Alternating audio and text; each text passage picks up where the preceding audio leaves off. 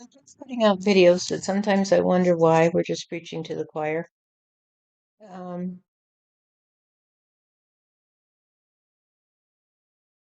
this mindset out there is pretty intense, isn't it? Yes.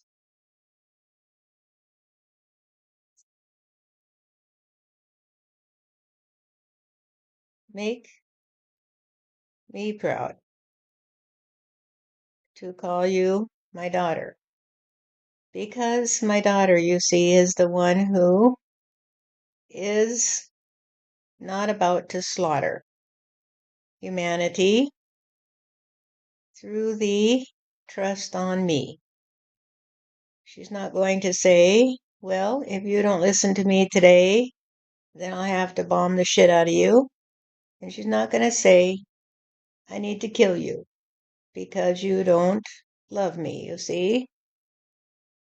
And so there's less likelihood that there will be violence in the world among those who trust on me. It's just impossible, really, because what would be the point? You would kill your brother, and you would know that means that your brother is going to kill you. And so you'll both be dead. To the love of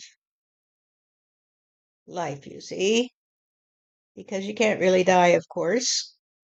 But the idea that you can kill somebody else is so ludicrous that it just makes you smile. It's like saying you get to leave the earth and come to heaven and be happy with me. And so if you want your enemy to be happy, then you kill him, you see.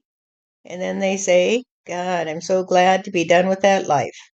I am so glad to be done with that life. And I'm glad I wasn't the one that killed somebody else.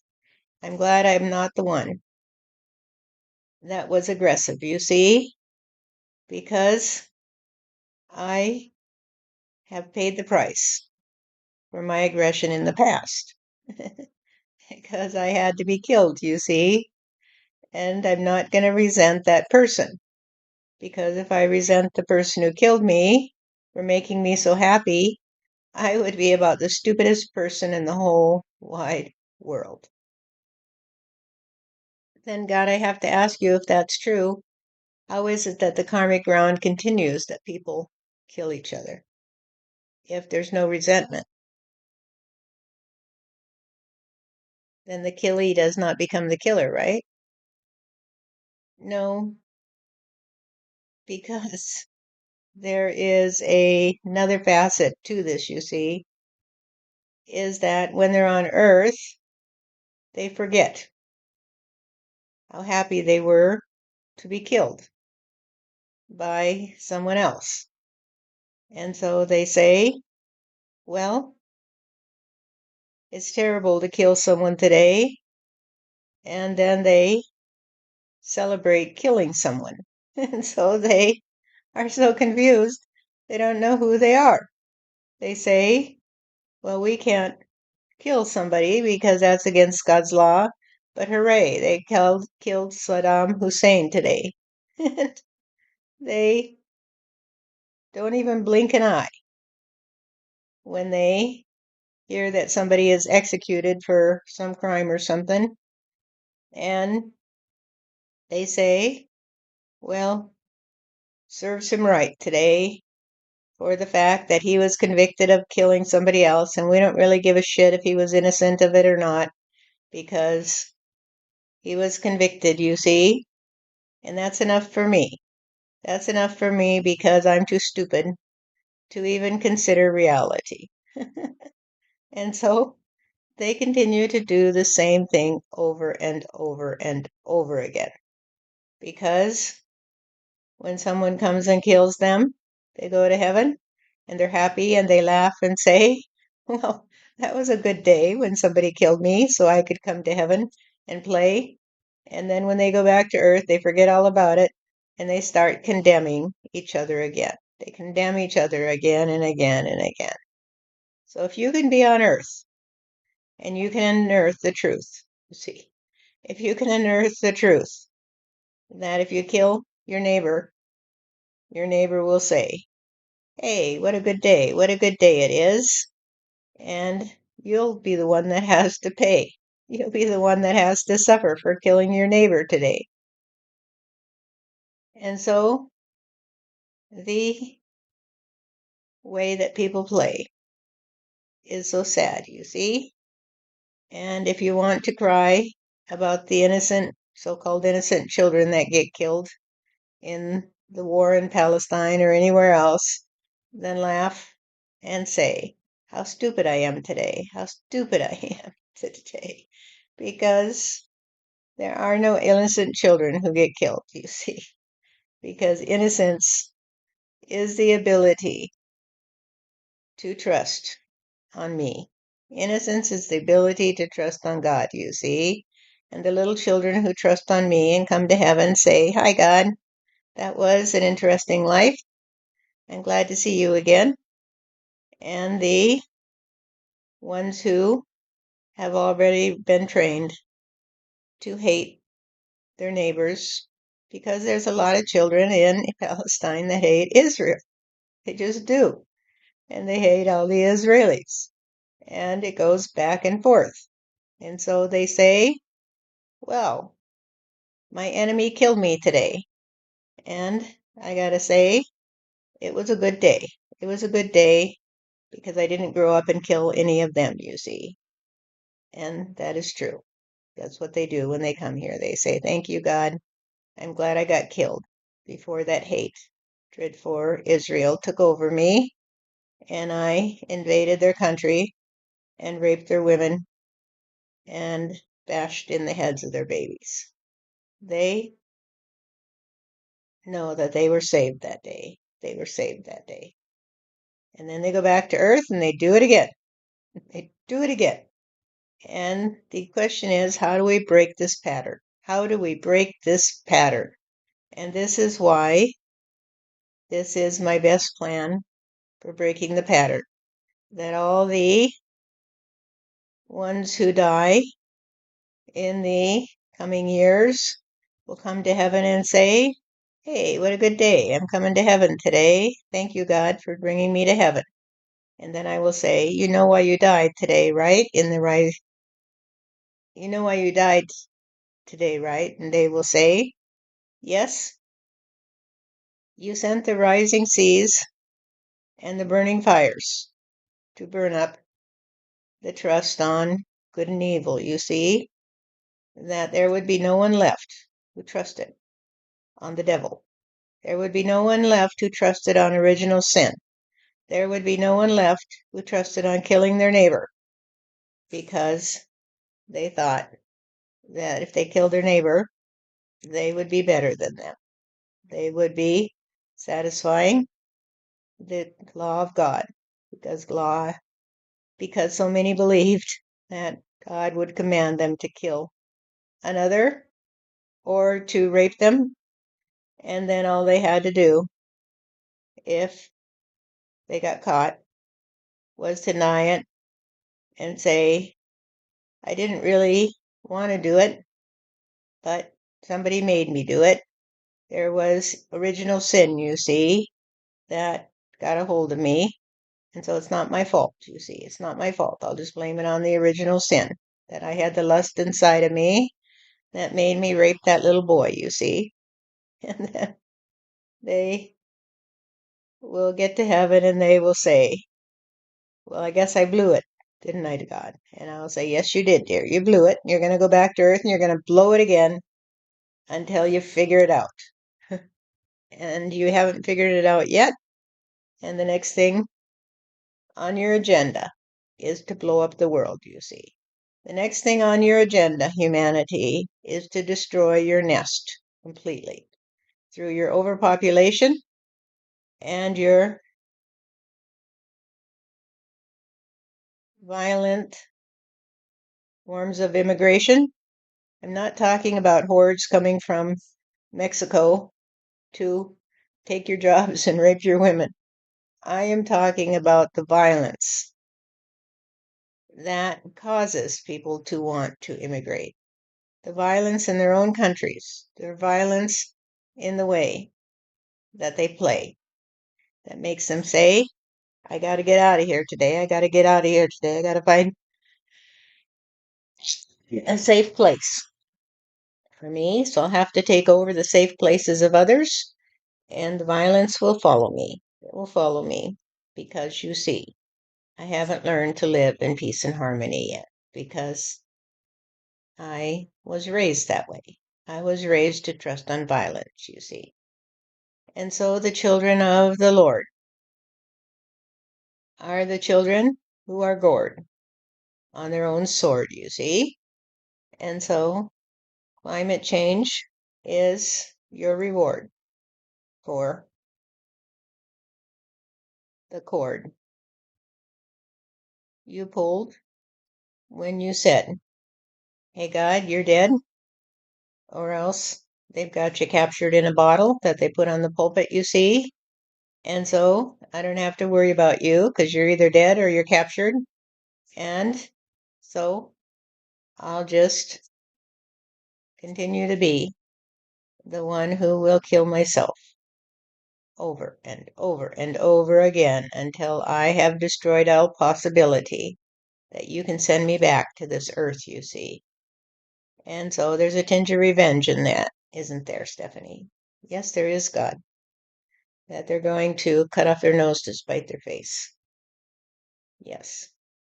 Get even with me for having created them, you see, and cause a new destructive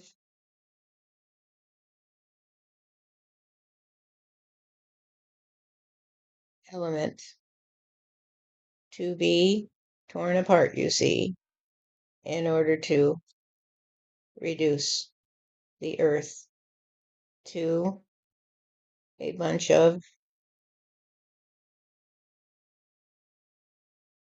bombastic particles that will dance on your grave, you see. I get it, I get it. So what do we do? I know what we do. You've already told me the plan. So God, if you don't mind, I'm going to lay this out for people very clearly. People, the trust on good and evil, the bite out of the apple, is the problem. It's the problem for humanity. The problem is not that there is evil.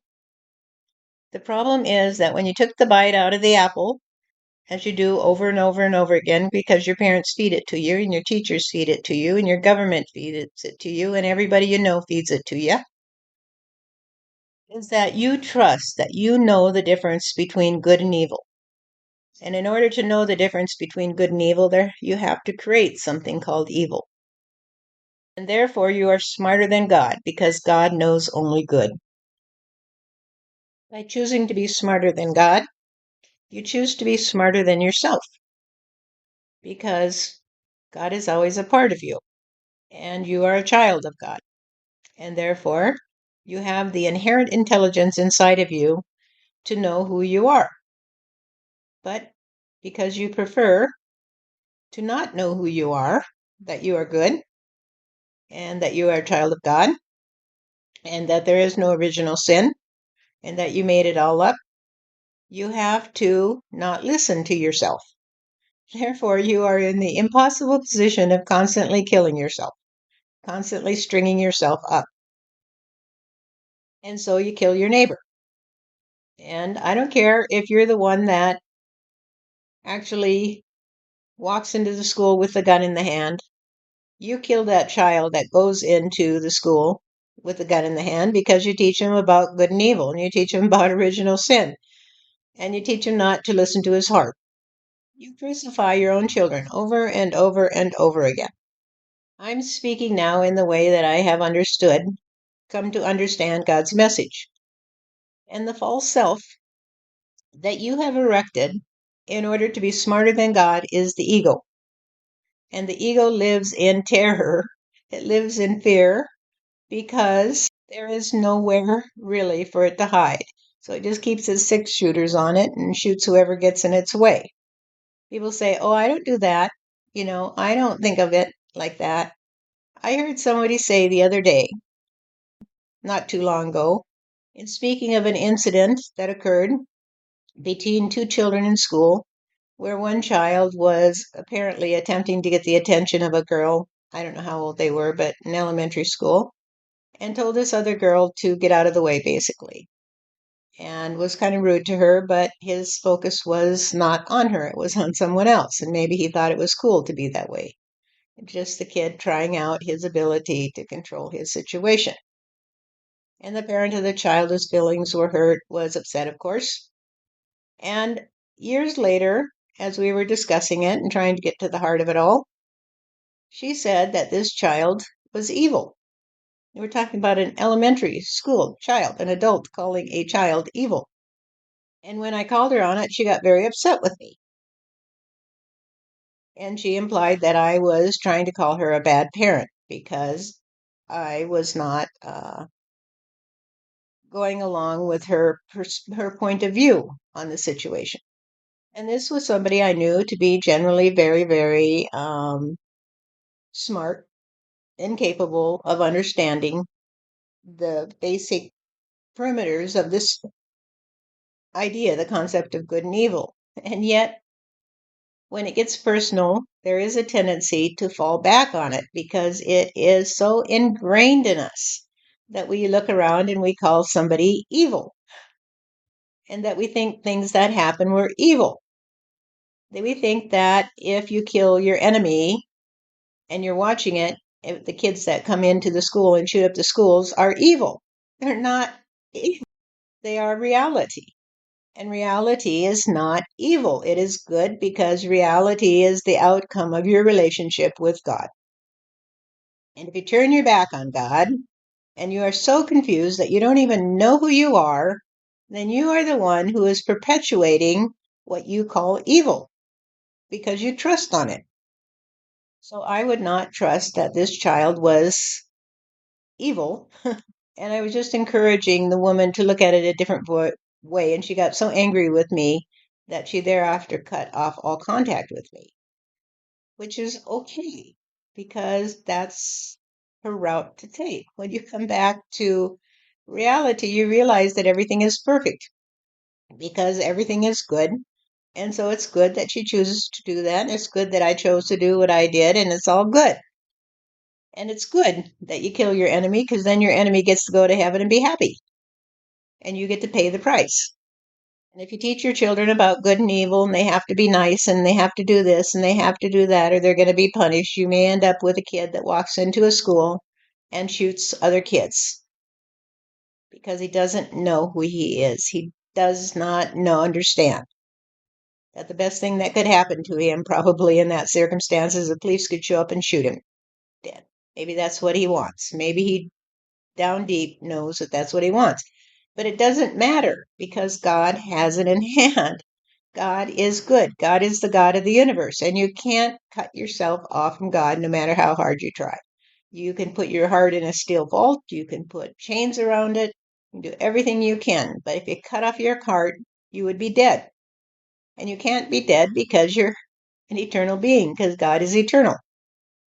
If you were dead, there would be no evil because you see, you invented it. You just fantasized it. Your fantasy would be over. So, what has happened is through the ages of the story, because it is a story, because if everything is completely neutral, it just is what it is, the fun of life is that you have a story, that God is the storyteller, you might say, and we are his stories. It's been said before. So, don't fight it. Just realize it and welcome it and enjoy it. Enjoy being a part of the story. So, now the story is that humanity, and there's a long story that goes with this, and it all makes sense. Unlike what they tell you in religions and stuff, this story actually hangs together logically. And I'll say the same for most scientists. They are not logical. Their logic only goes to a certain perimeter because they also trust on good and evil. They also trust on original sin, whether they believe it or not, it will show up just like it did for this woman when she called this little boy evil. You know, I don't know, 5 years after the fact, and then could not understand that, whether you call a little boy evil for insulting your daughter or you call somebody evil for shooting up a school, it's the same problem. It is the same problem. A false reality is a false reality. It's not a matter of degree. I guess you could say I'm only crazy on Tuesdays, or I'm only crazy in this circumstance. You're still crazy. So, all of you out there who call me crazy, hey, have fun. Because you see, I don't worry about it. It's all good. And if I do worry about it, I say, well, this is part of the story. I worry a little bit about all those people out there who are so crazy that they think that there is good and evil, that they can usurp the power of God, that they can be smarter than God. So they either do one of two things. They form an idea about God based on some false concept that arises out of the whole story of the bite out of the apple, good and evil and everything. They form a concept of God. It's a concept that may be given to them because they don't really think. Their hearts are shackled. They can't think for themselves. And they say, and I understand this because I've been there. And they say, well, there is no God. Or they say, I don't know if there is a God, but they don't understand God. And so they just are denying something that doesn't even exist. But you can't deny something unless you trust on it. You have to believe there's something there to deny. And so they really trust on this false image of God, even when they're denying it. And so they just keep trying to kill it. They keep trying to kill it and say it's dead. I once went to a group here in Fargo, North Dakota, of what were called the free thinkers, thinking they were free thinkers, and instead they were a bunch of atheists who were the most militant people that you could imagine, all thinking of ways to combat Christianity. And that's all they did. And then you have the religious people who say, we've captured God. We have God in a bottle. Here's what he looks like. Here's what he would say. I speak for him because I put him in a cage and he can't contradict me. I've got God in a bottle here on the pulpit. And I'll tell you what God would say. God says you have to do this and you have to do that because I'm God's master, you see. I control God. I have God on a chain. And that God on a chain, that God in the bottle, is the one that the atheists and the agnostics deny because they really believe that there could be a God in a bottle to deny. You can't catch the wind in a bottle, people. You cannot catch the wind in a bottle. You have to come to see this. And the net result is that humans are running all over the earth like, rats on Easter Island, and they're all ready to eat each other, I guess. I guess that's what the rats do when they run out of their food, they eat each other. And you eat your children. And I could go into depth about how humanity eats its children. Well, I've already talked a little bit about it, but I can go into more detail about it at some point. And so you leave your children a world that is depleted of natural resources, that is so overpopulated that it cannot sustain itself, that I think I heard we were using up 4 Earths every year in terms of resources. And you keep populating it. It is now projected that by the year 2050, the population will be 9.5 billion. And it's now 8 billion. So that's a big increase in, 25 years. And we now have these nuclear weapons. I just read an article, Putin, yesterday, kind of hinting at the fact that if any super nuclear power like the USA joined with Ukraine in their fight against Russia to maintain their sovereignty and to maintain a world where people cannot just invade their neighbor at will because they think they are entitled to, because they'll just kill anybody in their way, because they don't matter, you see. And then those people go to heaven and they're happy and they have to come back to earth and do it all over again. And so they fight each other to the death. And so Putin says, or implies anyway, that if any super nuclear power gets involved in this battle, he might have to pull out his nuclear weapons and, do a little awe and excitement there. And where do we think that's going to lead? People. There is a generation out there, I remember them very well because they were in school when I was teaching, who trust that they won't grow up. They trusted that they would not grow up because the world would go up in a nuclear blast. It was before everybody thought that, well, not everybody, because there's a lot of deniers today, but of course those who deny climate change believe in climate change because they can't deny something they don't believe in. And so God's best plan is to get rid of humanity, except for that portion of humanity that has given up the trust on good and evil, who has come back into understanding of the Trinity, which is love. The essence, the singularity is love, and the duality is the lover and the beloved. And the Trinity is knowing that the lover and the beloved exist in the, what should we say, the umbrella of love, the container of love. They will never be separated because it's like love is like the glue that holds them together. And so you got to get rid of your stupid ideas about love and come back to understand what love is.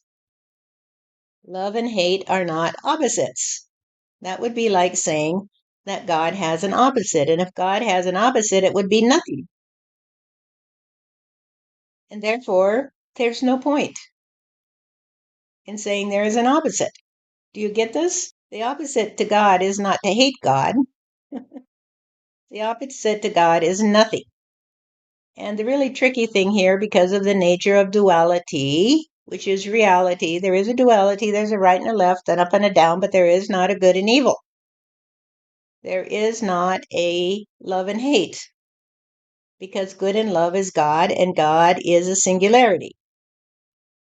And the opposite of a singularity is nothing at all. There's nothing to be nothing.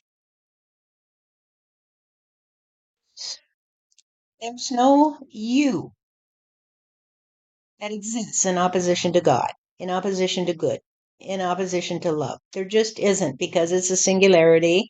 And the moment you come into existence, there is a duality. There is a you and there is a God. There is a you and there is a me. There is a you and there is a tree. You could not live without relationship. You could not exist. You could not know yourself. You could not even begin. But you have created a false relationship by trusting on good and evil.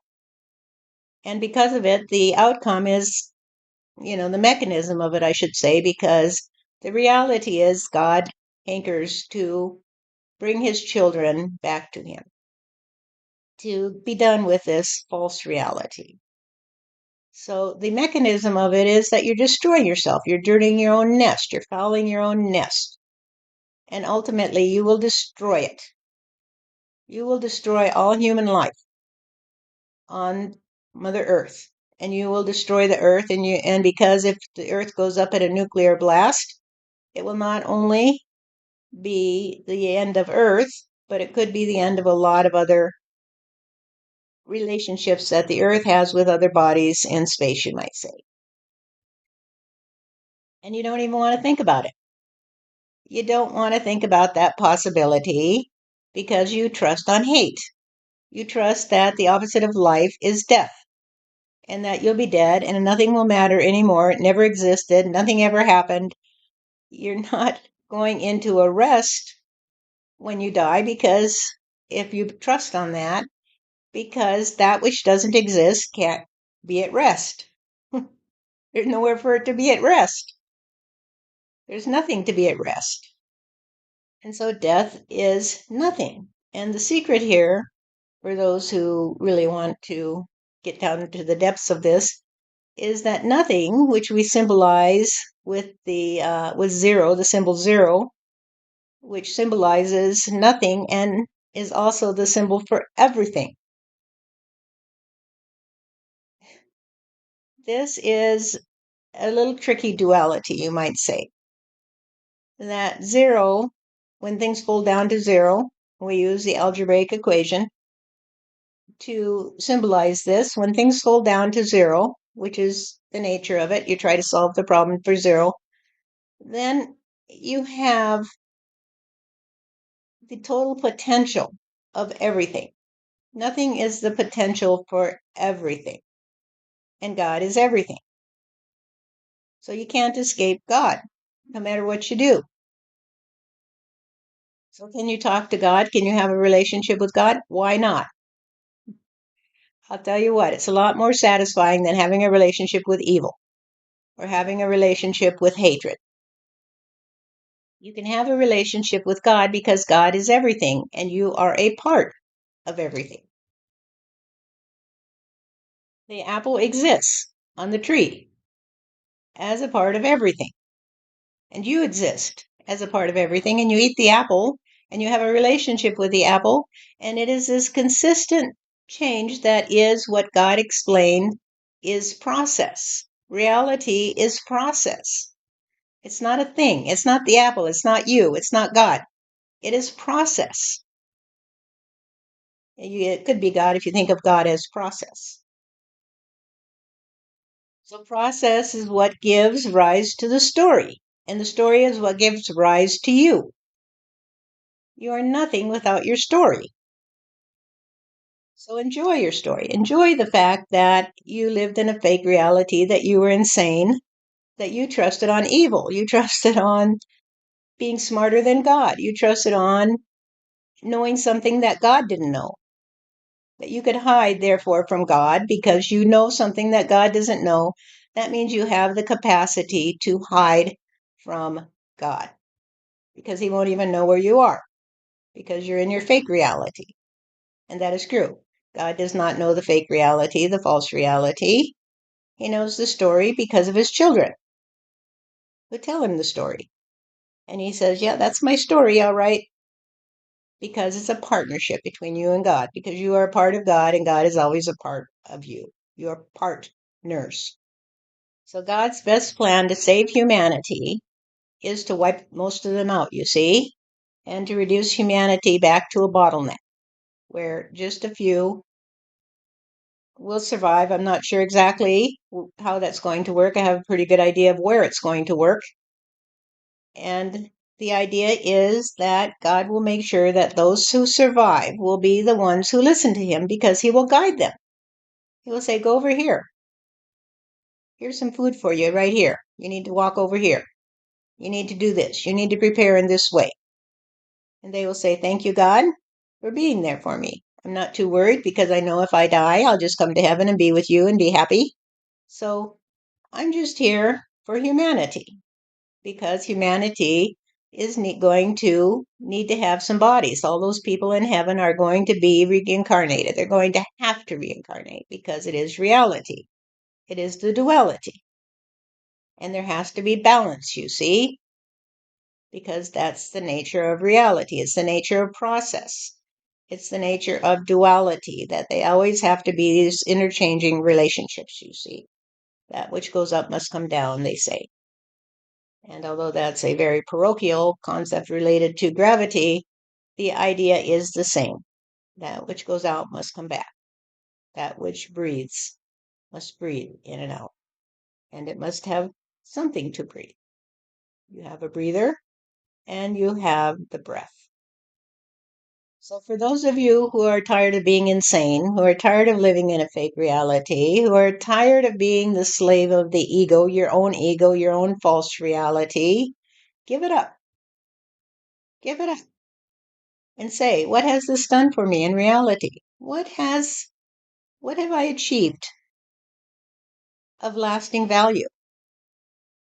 I don't care if you live in a palace. You probably believe that you're going to die, and you probably kill people that would try and take your palace away from you. And therefore, you would be the one that comes back and continues to fight, get killed, be the killer and the killee. Better to be someone who doesn't have a home at all, who's sitting on a curb, homeless, and just says, what a beautiful day. What a beautiful day it is. And I'm not worried about you running over me, because if you run over me or some punks come along and shoot me, big deal. I'll go to heaven, you see, because I'm an eternal being. And I'm not going to resent you for it. And when I come back to earth, I am going to be the same as I am now, which is someone who trusts on reality, trusts on God, trusts on the beauty of a flower, trusts on the rain that falls and says to me, hey, it's raining today. It's all part of the relationship of all the parts of God energy that come together to create this beautiful world. And how miraculous it is, how amazing it is. Now I've got to do my part. And it doesn't matter if you think you're going to do this or that to change the mechanism, because you see, the cause of it has to be addressed. You cannot just treat the symptoms and not understand the cause. And the cause is that humanity is on a suicidal mission. The ego is on a suicidal mission because it has come to the point where it realizes it can't win. It cannot win. And so it's just going to off itself, you might say. And it will off itself by offing its planet, by destroying itself.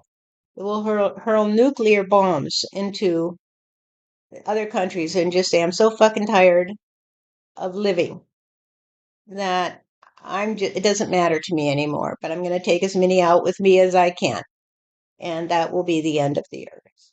And so God's plan is to not lose those children who have come back to him, who have rejected the idea of good and evil, who have come back to a world of reality where they look around and say, well, here I am, God, in process.